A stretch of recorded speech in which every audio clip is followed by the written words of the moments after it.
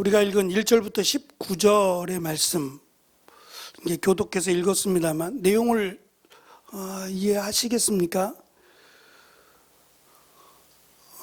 지금 우리가 읽은 모세의 등장 바로 전까지를 읽었는데 아브라함부터 모세의 등장하기 전까지의 시간만 이렇게 따져보니까 얼추 약 1200년 가까이가 됩니다. 물론 이 역사만 1200년이고 지금 이스라엘 백성 스데반이 설교를 하고 있는 이들과 아브라함까지의 기간을 살펴보면 거의 6, 7년 전이 됩니다. 이처럼 오랜 시간, 사실 우리에게는 정말 까마득한 시간이에요. 5000년 전의 역사라고 한다면 과연 그 역사를 우리가 믿을 수 있느냐라고 의문을 가질 수 있는데 지금 스데반이 하고 있는 이 설교 약 5000년이 넘는 이 역사 그리고 1000년에 가까운 이 내용을 지금 간략하게 우리는 몇 분 만에 읽어버린 거예요. 이 1000년이 넘는 시간의 역사를 지금 몇 분 만에 서로 교독하면서 읽은 건데 이 내용에 대해서 지금 이들은 한마디의 말도 할 수 없어요. 스데반을 지금 그가 거짓으로 모세의 율법을 바꾸려고 하고 그리고 이 예루살렘 성전을 허물려고 한다라고 하는 예수님의 말씀 그리고 예수님을 믿고 따르고 전한다라는 그것을 거짓으로 꾸며서 스데반을 지금 고소해서 스데반이 신문을 받고 있는 겁니다. 산헤드린 공회에서 신문을 받고 있고 이 신문에서 판결을 할 거예요. 심하게 매를 때려서 훈방 조치하라든지 아니면 감옥에서 살게 하라든지 더 심하면 죽이라고 하는 판결이 이 산헤드린 공회에서 열릴 겁니다. 근데 이 정도 되면 아마도 이게 매를 맞고 풀려나기에는 어려움이 있다라고 생각을 한 거예요. 그래서 스데반을 죽여야겠다라고 마음을 먹고 이러한 고소의 내용들을 담은 거예요. 스데반이 모르지 않죠. 그가 살아온 삶이 어떠한 삶이었는지는 알 수 없어요. 스데반의 나이도 밝히지 않고 다만 그가 앞에서 예루살렘 교회가 갑작스럽게 부흥하면서 그 교회에 등록한 수많은 사람들 그 중에는 이 헬라파 과부라고 하는 흩어져 있던 유대인들이에요. 흩어져 있던 유대인들이 예루살렘으로 돌아와서 마지막 여생을 살겠다라고 했던 그들이 사도들이 전한 복음을 믿고 지금 교회로 온 겁니다. 유대인들이었는데 교회로 들어온 이들인데 교회가 이들의 어려움을 느끼고 이들에게 조금씩이라도 도움을 주자라고 결정을 내렸어요. 그래서 이 교인들 중에 정말 힘들고 어려운 이들에게 생필품, 일단 먹고 잠자리 같은 거를 제공하기는 어려울 것 같고 또 공산품을 제공하기도 어려울 것 같아요. 그래서 대표적인 것이 생필품이에요. 먹고는 살아야 되니까 최소한의 것들을 나누자라고 결정을 내렸는데 돈이 없잖아요. 재정이 없죠. 예루살렘 교회가 무슨 재정이 있겠어요. 그래서 이것을 공포했더니 성도들 중에 예루살렘 교회에 있는 성도들 중에 내가 그럼 내 것을 다 드리겠다는 것이 아니라 내 것 가운데 나눠서 내가 힘써 이들을 돕겠다라고 하면서 그들 중에 전부가 그런 것이 아니라 자진하여 자원하여 그들 중에 재산을 처분해서 물질을 드리거나 땅을 드리거나 등등의 것들을 사도들 발 앞에 두었다 그랬어요. 그래서 그것을 정확하게 팔아서 가난한 자들을 도왔는데 이 문제가 뭐였느냐 하면 사실은 언어의 문제였어요. 원래부터 예루살렘에 살고 있던 사람들은 그 당시에는 아람어를 썼어요. 주로 히브리어와 비슷하니까 구약 성경은 히브리어로 돼 있어서 히브리어와 비슷한 아람어를 공용어로 썼단 말이죠. 근데 당시의 세계는 헬라어가 보편적이었어요. 근데 이 유대인들이 이 헬라어를 거절했던 거예요. 우리 민족성을 무시하는 거다라고 하는 이런 이유로 헬라어를 거부했어요. 폐쇄적인 그런 문화였죠. 그러다 보니까 이 헬라파 유대인들은 흩어져 있던 소아시아에 막 흩어져 있다 보니까 그들의 언어가 처음에는 아람어였고 히브리였지만 시대가 지나가면서 자연스럽게 헬라어로 변하게 됐어요. 그러니까 오히려 이들은 아람어를 잊어버렸어요. 문제는 구약에 있는 성경의 내용을 알기가 어렵다는 데 있는 거예요. 오히려 그것이 어려워요. 그러니까 스데반이 이 구약의 내용이잖아요. 이 구약의 내용을 꿰뚫고 있다는 게 더 놀라운 거예요. 원래 유대인들이었다면, 예루살렘에 살고 있던 유대인들이었다면 그들은 구약에 있는 내용들, 뭐 두루마리가 됐든지 뭐든지 간에 구약에 있는 내용들을 읽고 쓰고 그것을 가르치는 데는 문제가 없어요. 오히려 흩어져 있던 헬라인들이 어려운 거예요. 구약에 있는 언어들은. 그리고 신약 성경은 지금 없는 거예요. 그렇지 않아요. 신약 성경은 사도들이 다 죽고 나서 마지막에 기록을 했으니까 지금 이들에게는 신약 성경이라는 것 자체가 없어요. 그리고 예루살렘 교회가 예수님이 돌아가시고 나서 불과 얼마 안 돼서 스데반이 지금 활동하고 있던 시대니까 성경책이 어딨냐 말이에요. 아무것도 없어요. 그런 상황 속에서 이 구약에 있는 내용들을 스데반이 이렇게 정확하게 알고 있다는 것도 놀랍고, 또 언어가 다르다 보니까 이 구제하는 일에 있어서 이게 대화가 잘 안 되다 보니까 그냥 편한 그리고 익숙한 유대인 과부들에게 먼저 이렇게 생필품을 나눠주게 됐어요. 그러다 보니까 부족해요. 헬라파 유대인 과부들에게 온전하게 가지 못하게 되니까 여기에 대해서 도와달라, 우리도 좀 챙겨달라라고 하는 요구가 있었고, 그것이 사도들의 귀에 들어갔어요. 그래서 사도들이 이들을 위해서 헬라인들 6, 헬라파 유대인 6명과 안독에 있었던 이방인 출신이지만 예수 그리스도를 믿은 사람까지 해서 7명, 그러니까 헬라어가 능숙한 사람들이에요. 이 사람들을 지혜가 있고 성령이 충만한, 그리고 사람들에게 칭찬받는 사람을 기준으로 해서 선출을 했어요. 그래서 헬라파 유대인들도 환영하고 히브리파 유대인 기독교인들도 서로 환영했어요. 왜 안 된다, 우리 유대인 기독교인들도 넣어야 되지 않느냐라고 말할 만한데 그렇지 않았어요. 그것도 은혜죠. 그래서 헬라파 유대인 기독교인들 7명으로 구성된 이 조직이 형성이 됐어요. 그리고 이제 이들이 공평하게 이 일을 맡아서 지혜롭게 그리고 잘 감당해 왔어요. 그럼 끝났어요. 이들의 역할은 여기서 끝나야 되는데 그 내용은 오히려 아주 짧게 설명을 하고, 이들 중에 지금 스데반이라고 하는 이름, 멸류관이라는 뜻인데, 이 스데반이라고 하는 구제를 위해서 선출된 사람인데, 그가 자기가 원래 있던 회당에 가서 그들에게도 복음을 전했어요. 물론 자기가 맡은 일, 구제하는 일에 대해서 잘 감당했을 거예요. 감당하고 하루 종일 이것만 하는 건 아닐 거 아니에요. 그러면 시간을 내서 그도 원래 함께 있던 회당에 가서, 여기저기 회당이겠지만 복음을 전했어요. 근데 그 회당에 모였던 이들은 헬라파 유대인들이지 그들이 예수님을 믿는 건 아니에요. 그래서 그들에게 예수님을 믿으라고, 예수님을 믿고 구원을 받으라고 복음을 전했는데 이들이 시기했어요. 그리고 그들이 그 스데반을 이대로 두면 안 되겠다, 자기들이 기대하던 메시아가 아니다, 종교 지도자들과 똑같은 마음을 먹은 거예요. 그래서 거짓 증인들을 돈으로 샀어요. 그래서 이 거짓 증인들로 거짓 증언을 하게 해서 스데반을 잡아와서 지금 고소하고 신문하는 중이에요. 지난주에 마지막 끝쪽에 있는 말씀이 스데반의 얼굴이 마치 천사와 같았더라 그랬어요. 지금 이들이 자기를 죽이려고 하는, 불과 얼마 전까지만 해도 같이 회당에서 기도하며 말씀을 읽었던 이들이에요. 그들이 이제는 자기를 죽이려고 합니다.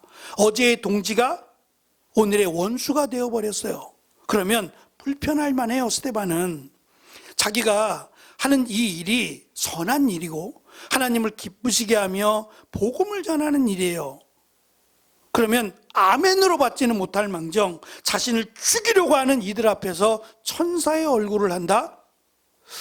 스데반이 얼마나 성령 충만한 사람인지를 보여주는 거예요. 55절을 7장 55절의 말씀이에요. 사도행전 7장 55절 말씀 함께 읽어보겠습니다.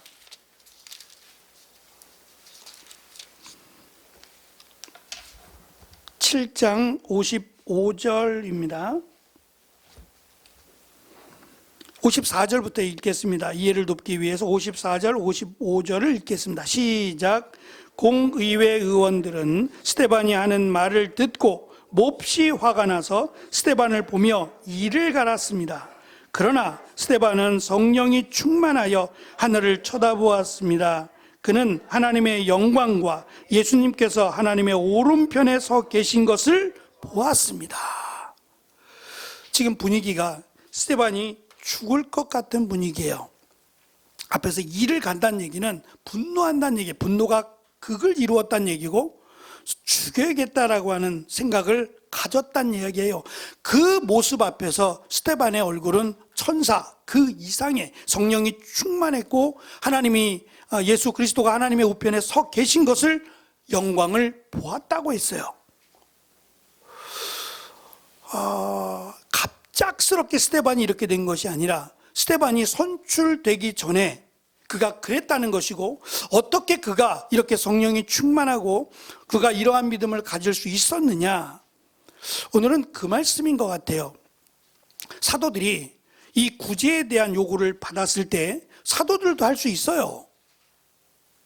그러나 사도들은 하나님이 자신을 사도로 부르신 목적을 알았어요. 그리고 그것과 타협하지 않았어요. 우리는 기도하는 일과 말씀을 가르치는 일에 전념하겠다. 그 결과가 스데반이에요. 스데반이 원래부터 예수님을 믿는 사람이었는지는 모르겠지만 아닐 가능성이 굉장히 높아요. 사도들이 복음을 전하면서 이 복음의 능력이 많은 사람들에게 전달됐고 교회가 부흥을 했다고 했으니까 그가 처음부터 예루살렘에 오기 전부터 예수님을 믿었는지는 확인할 수 없지만, 그랬다면 지금 같은 회당에 있었던 사람들이 스데반을 죽이려고 하진 않았을 거 아니에요. 그러니까 회당에서 모일 때에는 예수님을 믿지 않았다가 복음을 접하고 나서 예수님을 믿고 어떻게 이렇게 갑작스럽게 믿음이 성장했을까? 거기에는 사도들의 가르침이 있었다라는 것을 우리가 염두에 볼 수 있어요. 그러니까 교회의 거룩함, 교회의 건강함은 사역이라고 하는 구제라든지 여러 가지 다양한 사역도 필요합니다. 그러나 가장 중요한 것은 하나님의 말씀이에요. 스데반이 지금 구약에 있는 말씀이라고 제가 했지요. 그들은 히브리어나 아람어를 알지 못했어요. 그럼에도 불구하고 이 내용에 대해서 아무도 말하지 못해요. 정확하니까, 맞는 내용이니까 이 1000년이 넘는 이스라엘 역사를 지금 풀어가는데 이것이 누구도 반론을 제기하지 못할 만큼 정확해요. 어떻게 이렇게 알고 있냐 말이에요. 이것이 놀랍고, 이 말씀을 통해서 스데반이 강조하고자 하는 게 뭐냐라고 묻는다면, 이 역사가 지금 아브라함부터 하나님이 아브라함을 택하셔서 믿음의 조상으로 삼으시고 그를 통해서 하나님이 약속의 땅을 주시겠다라고 하시며 하나님께서 이끌어 가신 역사예요. 이 역사가 자연스럽게 만들어진 역사가 아니라 하나님께서 만지신 역사라고요. 그래서 하나님의 손길이 묻어난, 하나님이 인도하시는 역사인데, 이 이스라엘 역사가 얼마나 영토리인 줄 아냐? 지금 그 말을 하고 싶은 거예요. 아브라함이, 하나님께서 아브라함에게 75세 때에 나타나셔서 아브라함에게 약속의 땅, 가나안 땅으로 가라고 하셨는데, 이것을 아버지인 데라에게 이야기한 것 같아요. 우리가 가나안 땅으로 가야 됩니다 라고 말을 했던 것 같아요. 근데 아버지인 데라는 갈대아 우르라고 하는 메소포타미아 지역에서 나왔어요. 원래 거기서 다 살았는데 거기서 나왔어요. 데라와 가족과 친척들이 다 나왔다가 원래 목적지는 가나안인데 가나안으로 안 가요. 가지 않고 하란에 가서 거기서 머물며 살게 돼요. 그리고 데라가 죽고 나서야 이제 아브라함이 자기 가족을 데리고 롯과 함께 약속의 땅인 가나안으로 가요. 무슨 말이냐면 아버지인 데라에게 하나님이 말씀하신 건 아니고 아브라함에게 말씀하셨는데, 아버지인 데라는 가나안 땅으로 가기가 싫어요. 가지 않고 하란에서 살다가 거기서 죽어요. 그리고 나서 이제 아브라함은 아버지가 죽자, 저는 이 부분이 마음에 걸렸어요. 하나님께서는 아브라함에게 분명히 약속의 땅 가나안으로 가라고 하셨어요. 그러면 순종해서 떠났으면 아버지를 설득해서라도 갔어야 돼요. 근데 아버지가 싫다, 난 하란이 좋아, 그래가지고 하란에서 머물고 아버지 데라가 죽자 이제 거기에서 가나안 땅으로 간다는 사실이 안타깝다고요. 그게 아브라함의 한계였어요. 처음에 아브라함의 믿음은 사실 그것밖에 안 되는 거예요. 그래서 오죽하면 하나님이 독자 100세에 낳은 아들, 그 독자 이삭을 통해서 하늘의 별과 같고 바다의 모래와 같은 자손을 주겠다라고 하셨는데 믿지 못했어요. 내가 지금 나이가 너무 많고 내 아내인 사라도 경수가 끊겼어요. 더 이상 아이를 낳을 수 없는, 아이를 가질 수 없는 몸이었어요. 근데 하나님의 말씀은 이 불가능한 것을 기적으로 바꾸셨잖아요. 근데 아브라함은 그것을 믿지 못했어요. 불가능하다고 그래서 자기의 종, 이 종을 통해서 하나님이 역사하시나? 라고 생각했고, 심지어는 사라도 자기가 부리던 여종들을 통해서 자식을 낳으라고, 그래서 결국 이스마엘을 낳게 되잖아요. 근데 하나님의 약속은, 하나님의 계획은 이스마엘에게 있지 않았어요. 아직은 없지만 분명히 주실 이삭에게 있었다는 거예요. 이처럼 이스라엘의 역사는 믿음의 역사가 아니라는 거예요. 하나님이 믿음을 만들어 주셨고 믿음을 계속해서 보여주시고 부어주셔서 믿음이 생긴 거지, 원래부터 아브라함이 이렇게 믿음이 있는 사람이 아니었다, 그것뿐이냐? 이삭은 어떠냐? 야곱은 어떠냐? 야곱에게 12명의 아들, 이스라엘의 족장들이 되는 거예요. 이스라엘의 지파 12지파가 만들어진 이 이스라엘의 12명은 어떠냐? 요셉을 죽이려고 하지 않았느냐? 하나님이 요셉에게 꿈을 주어서 앞으로 일어날 일들을 보여주시고 말씀하셨는데 그것이 싫다고 요셉을 죽이자, 나중에는 팔자라고 해서 이집트라고 하는 애굽에다 팔지 않았느냐? 그런데 하나님께서 요셉과 함께 하심으로 그를 애굽의 총리가 되게 하셨다. 내용은 조금 제가 이 시간 다 설명드리긴 어려워요. 조금 관심 있게 궁금하시면 창세기를 조금 읽어보시면 좋겠다 싶습니다. 그래서 요셉은 원래 형들에 의해서 팔려가요, 노예로. 애굽이란 나라는 이 당시에 그 이스라엘 야곱이 쓰던 언어와 다른 언어예요. 문화도 다르고 다른 나라입니다. 그러면 준비한 게 아니잖아요. 요셉이 가서 대화도 안 돼요. 그리고 어린 나이에 아버지가 귀엽게 사랑받던 아이로 자라서 갑자기 노예로 팔리면 그 마음이나 그의 삶이 어떻겠어요? 얼마나 힘들었겠어요? 그럼에도 불구하고 그에게는 하나님이 함께 했다 그랬어요. 하나님이 함께 하심으로 그가 형통한 자가 되었더라 라고 성경은 말씀하고 있어요. 그런데도 그 애굽의 군대 장관의 아내가 요셉이 잘생겼는지 모르겠지만 유혹을 해요. 나와 함께 자자라고 하며 유혹을 하는데 요셉은 나는 하나님을 믿으니 하나님이 원하시지 않는 일은 할 수 없다라고 하며 뿌리치고 도망갔는데 이것을 빌미로 오히려 거짓 고발을 해서 감옥에 들어가게 돼요. 근데 거기서도 하나님이 요셉과 함께 하심으로 그가 형통한 자가 되었고 결국 하나님이 이 가나안 지역에 기근이라고 하는 것을 내리셨어요. 그것을 꿈으로 보여주셔서 요셉이 꿈을 설명하면서 총리가 됩니다. 미래를 볼 수 있다는 것, 미래를 예언하고 준비할 수 있다는 것이 얼마나 놀라운 일인지, 그것을 아마 당시에는 신의 아들이라고 여겼을 거예요. 그래서 요셉을 갑자기 노예였던, 그리고 죄수였던 요셉이 애굽의 2인자가 되는 축복을 얻게 되고, 이렇게 하신 이유가 가나안 땅의 기근을 요셉이 해결하게 하시기 위함이고, 지금 이스라엘 백성들 75명이라 그랬어요. 다 해봤자 75명밖에 안 되는 그들을 하나님이 구원하시고자, 그들에게 먹을 것을 주시고 그들에게 은혜를 주시고자 요셉을 하나님이 사용하셨다는 거예요. 그리고 나서 시간이 지났어요. 문제는 그들이 평안하고 애굽에서 넉넉하고 먹고 살기에 좋아지니 하나님을 잊어버렸어요. 그러는 와중에 하나님의 약속을 지키셨고 그들의 숫자가 하늘의 별과 같고 바다의 모래와 같을 정도로 급속도로 그들의 숫자가 많아졌다. 하나님의 약속이 이루어졌어요. 그러자 이집트에 있던 요셉을 알지 못하는 새로운 왕, 이름은 똑같지만 바로가 왕이 되면서 이스라엘의 숫자가 많아진다.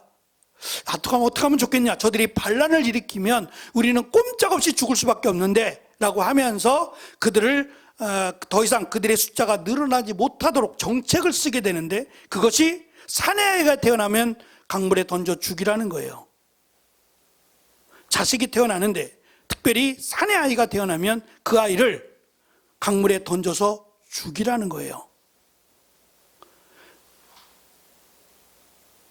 남 이야기 듣지 말고, 남 이야기 하듯 듣지 말고, 우리 내 사랑하는 아이가 지금 아파요. 병원에 입원해 있어요. 근데 와서 예배를 드린다고 한번 생각해 봐요. 예배 끝나면 또 갈 거예요. 최소한 그렇다고 생각하면 더 간절하지 않을까요? 하나님 은혜를 내려주세요. 내 아이가 지금 병원에 있는데 많이 아파요. 하나님의 은혜로 치료해 주시. 그 마음이 간절하지 않을까요? 이것보다 지금 아이가 죽게 되었어요. 그제서야 이스라엘 백성들이 하나님을 찾아요. 자식을 죽는다라고 하는, 자식을 죽인다라고 하는 그 현실 앞에서 하나님을 찾고 하나님을 부르짖습니다. 그때 태어난 아이가 모세였던 거예요. 이 이스라엘의 역사, 지금 1000년이 넘는 이 역사들을 지금 스데반이 설교하는 이유가 뭐냐? 이 역사가, 이스라엘의 역사가 형편없다는 거예요. 정말 하나님이 돕지 않으시면 이스라엘은 끝났어도 벌써 끝났다는 거예요. 너희들이 자랑하는 율법, 하나님이 다 주신 것이다. 할례라고 하는, 지금으로 보면 포경수술인데, 이 남자애들 사내가 태어난 지 8일째 될 때 할례를 행하라. 몸에 새기라는 거죠. 이것을 왜 그렇게 하느냐? 하나님의 사람, 하나님의 백성이라는 것을 흔적을 남기라는 거예요. 평생토록 나는 하나님의 백성, 하나님의 사람이야 라는 걸 잊지 말라는 거죠. 누가 주셨느냐? 너희들이 그렇게 했느냐? 하나님이 그렇게 하신 것이다. 결국 너희들이 율법을 지킨다고 하지만 이 율법이, 이 규례가 하나님의 것인데 정말 하나님의 것으로 하나님 말씀대로 지키고 있느냐? 그것을 확인해 보라는 거예요. 그리고 결국 제가 3번에 나누겠다고, 내용이 길어서 총 60절이나 돼요. 그래서 사도행전에 기록된 베드로의 설교도 있고 또 사도들의 가르침도 있는데, 그것 가운데 가장 길어요. 가장 긴 설교가 스데반의 설교가 됩니다. 이것을 기록한 사람이 누가인데, 누가복음과 사도행전을 같이 기록하는데, 누가가 이렇게 스데반의 설교, 사도의 설교도 아닌 집사님이잖아요. 그것도 구제를 위해서 선출된 집사님이 지금 복음을 전하고 있는 설교와 그 설교를 전하다가 돌에 맞아 죽습니다. 이 내용을 이렇게 길게 기록하는 이유가 있을 거예요. 첫째는 이 내용이 너무 중요하기 때문이고, 두 번째는 스데반의 죽음과 사도 바울의 등장이 물려 있어요. 그러니까 스데반을 죽이는 일에 한 표를 던졌던 사람, 허락이요 라고 말했던 사람이 바로 사울입니다. 그 사울이 스데반의 죽음 앞에서 무슨 생각을 했을까요?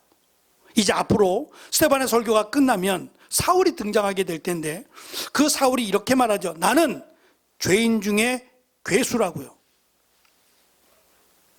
이건 우리식의 표현이고, 사실은 죄인으로 따져서 서열을 매기면 내가 1번이요 이 말이에요. 왜 그러냐? 스데반을 죽였어요. 스데반을 죽이는 일에 자기가 앞장섰고, 그것뿐만 아니라 예수님을 믿는 자들을 잡아서 핍박하며 예수님을 욕되게 만들었던 사람, 과거입니다만 자기는 그것을 잊을 수가 없다는 거예요. 내 평생에 하나님의 영광을 위해 살아간다고 했지만 하나님의 영광을 가리며 살았다는 거예요. 예수님 믿기 전까지는 오히려 하나님을 대적하며 살았던 죄인이었다라는 것을 자기는 잊을 수가 없고, 다른 사람에게 해를 가했던 것에 빚이 있다는 거예요. 내가 이것을 갚으며 살아가겠다라고 말을 해요. 그래서 태어날 때부터 모태신앙으로 하나님을 믿고 하나님 말씀대로 살아갔던 이들은 정말 복받은 분들이에요. 믿음이 있다면 알 겁니다. 이것이 얼마나 큰 은혜였는지. 비록 늦었어요. 내가 이제 믿었으니 얼마나 아쉬워요. 늦게 믿어서요. 그럴지라도 믿었음을 인하여 감사하시고 내가 못다한 하나님을 기쁘시게 하는 일, 못다한 것들을 하시면서 사는 즐거움이 있으셨으면 좋겠어요. 이제라도 내가 하나님을 기쁘시게 하는 일을 조금 더 하겠다, 더 열심히 예수님을 믿겠다라고 하는 마음으로 남은 생을 사셨으면 좋겠어요. 특별히 오늘 예수님에 대한 말씀은 없습니다만 앞으로 이제 스데반이 하고자 하는 목적은 예수님에 대한 거예요. 그러한 이스라엘을 버리지 않으시고 하나님이신 예수님을 인간으로 이 땅에 보내셨다. 우리와 다른, 모습은 인간이지만 하나님이신 예수님이 이 땅에 오셔서 우리의 죄를 대신하여 죽으셨다. 이것이 하나님의 은혜다. 다시 말하면 이스라엘의 긴 시간의 역사는 다 하나님의 은혜다. 은혜를 받았다면 그 은혜가 무엇인지를 알아야 되지 않겠느냐. 너희들이 율법을 이용하고 있고 죄가 없는 사람들을 잡아 죽이는, 예수 그리스도를 죽였음에도 회개하지 않는 너희들의 죄가 너무 안타깝다. 다시 말하면 솔로몬이 이렇게 설교하고 있는 이유는 회개하라는 거예요. 돌에 맞아 죽어가면서까지 저들이 하는 죄를 알지 못합니다. 마치 예수님이 십자가의 상에서 하셨던 그 말씀이에요. 저들을 용서하여 달라고 예수님이 기도하시며 이 땅에서 숨을 거두신 것처럼 스데반이 돌에 맞아 죽어가면서 그렇게 말합니다. 저들이 지금 하는 짓을 저들이 깨닫지 못합니다.